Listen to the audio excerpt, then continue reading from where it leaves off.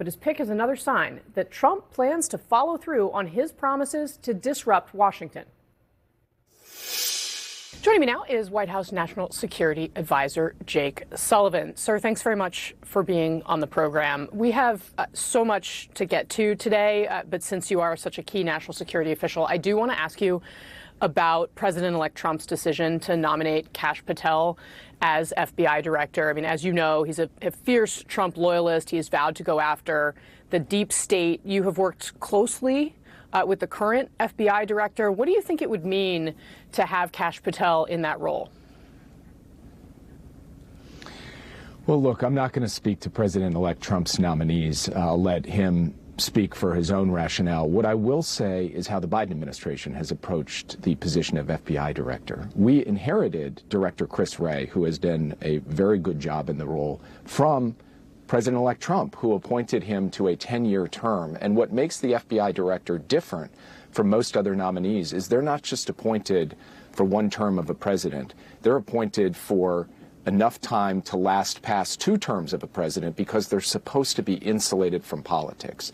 President Biden scrupulously adhered to that longstanding bipartisan tradition, and for a good reason, because the FBI director should not be subject to the whims or the to's and fro's of politics. But as for the announcement yesterday or the decisions President-elect Trump has made, they'll have to speak to that themselves. Sir, Kash Patel also published a book where he listed people who are part of the deep state. Your name is on that list. Would it concern you to have him have all the powers of federal investigations? And would you fear personal retribution? Look, I wake up every day to try to defend this country and protect the national interest. I got 50 days left. I'm going to stay totally focused on every single one of those days to make sure that we have a smooth handoff to the next team and we put them in the best strategic position possible. And I can't spend my time worrying about other things at this point.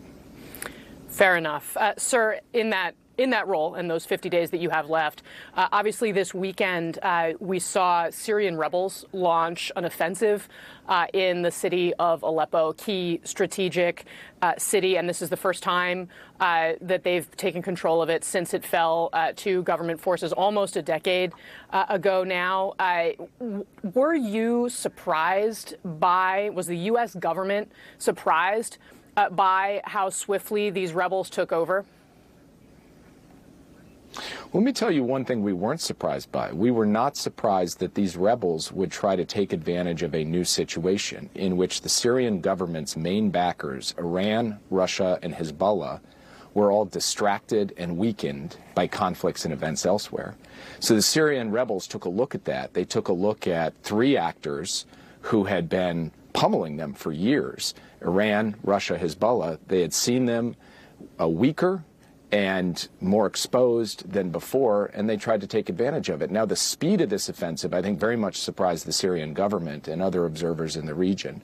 But the fact that we've seen activity in Syria coming off of all the other things we've seen in the Middle East and Ukraine and elsewhere, that is something that is the natural result of those adversaries ending up in a weaker strategic position.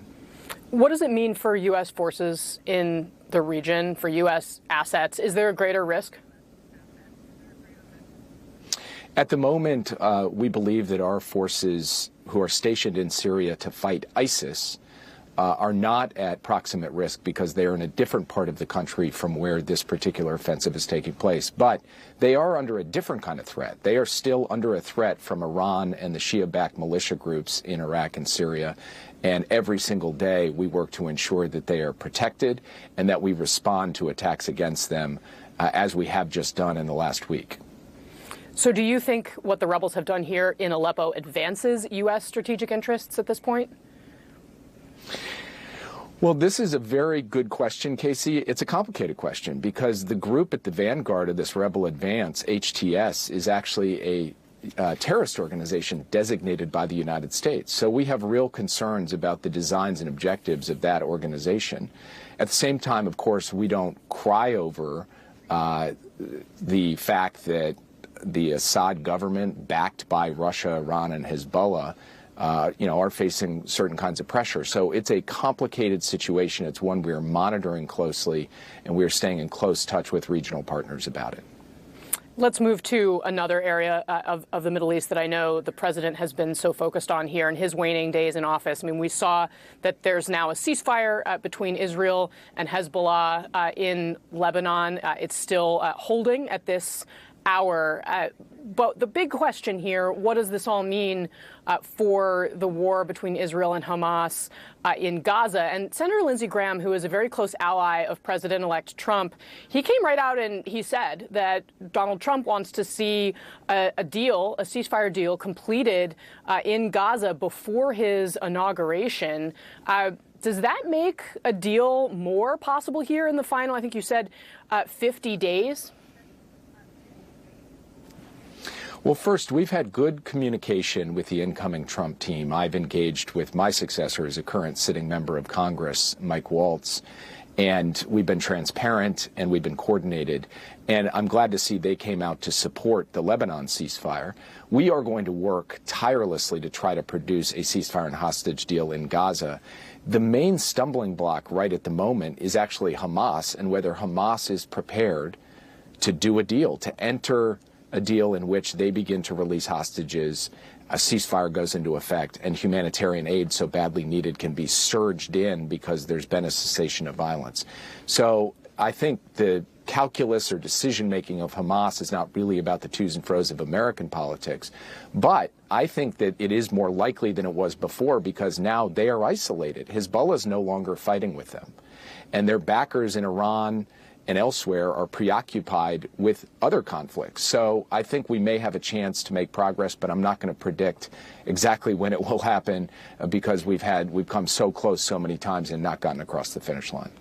And of course, one of the things here that just happened is the release of a video of the Israeli-American hostage, Aidan Alexander. Have you spoken with his family? And what do you think the release of that video says about the potential for a hostage deal at this point?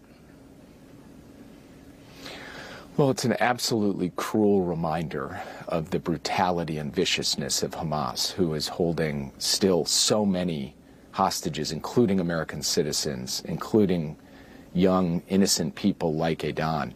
My team spoke with Aidan's family yesterday. I'm speaking with his family and all of the hostage families this week to give them a report on where things stand as we intensively work and have just over the last couple of days to try to generate progress towards that ceasefire and hostage deal that will get all of the hostages, including the Americans, home. And finally, sir, before I let you go, as we've been talking about, you are about to hand over an incredibly difficult and challenging portfolio to the incoming administration. What would you say is the single biggest challenge the Trump presidency is going to face on the world stage, and what's your advice to them? Well, as you know, of course, there are ongoing conflicts in Ukraine, ongoing conflicts in the Middle East, and those are going to have to be managed day to day with resolve and with effective coordination with our allies. At the same time, we haven't taken our eye off the ball of what I think is the biggest long-term challenge facing the United States of America, and that is the competition with the People's Republic of China, who is the only country that has the reach and capacity to challenge the United States across all dimensions. And we have to continue to invest in ourselves, in our allies, in our power to make sure that we sustain our national interest over the long term in that competition. So I will be talking to my successor about that. He's someone who has thought deeply about China, and my counterparts on the Biden National Security Team will be talking to their successors about it as well. All right. National Security Advisor Jake Sullivan. Sir, thanks very much for being with us today. Thank you for having me. Next, Donald Trump wants to fire